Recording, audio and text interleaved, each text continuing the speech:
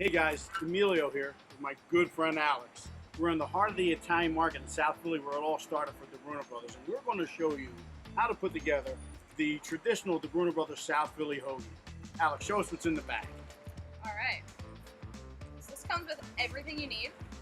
We've got the buns. From Licio's Bakery, My favorite right in hoagie Jersey. roll. Lots of prosciutto. You need prosciutto and a South Philly style Italian hoagie. We have some salami, some copa. Salami makes it. Copa's one of my favorite lunch meats.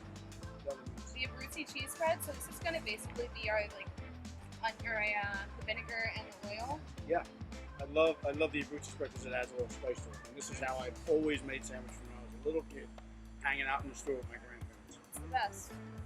The roasted peppers. Love those Yellow things. and red peppers in a garlic and herb oil.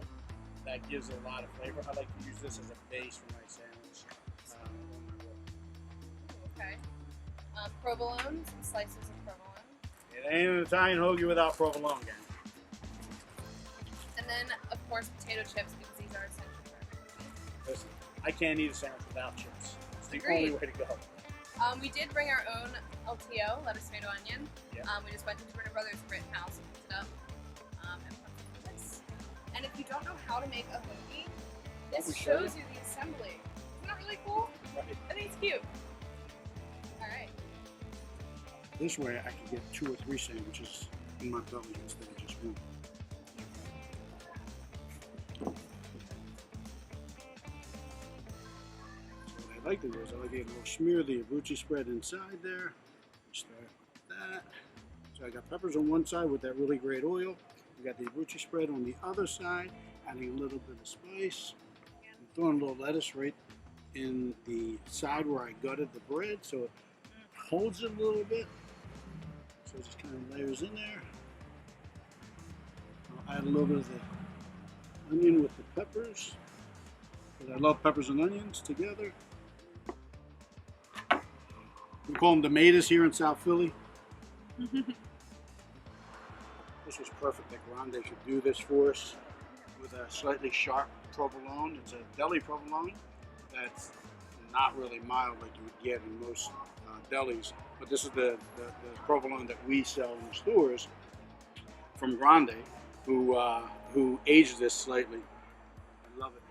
The key to an Italian hoagie is really not to overdo it with the meat. So the meat should be sliced thinly, right? And we're going to add 3 meats. So we have the prosciutto, and we have copa, and we have salami, right? So capicolo and salami. So we try to spread it out so that we can get the flavor running throughout, right? So you want a little bit of each in there.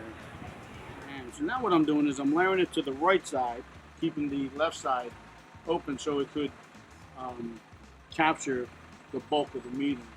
Right? So like this, you have to have structure when you're doing it. So 2 slices of each of the copa, right? A little bit of spiciness there. And then we're just going to layer in the salamis. 1, 2.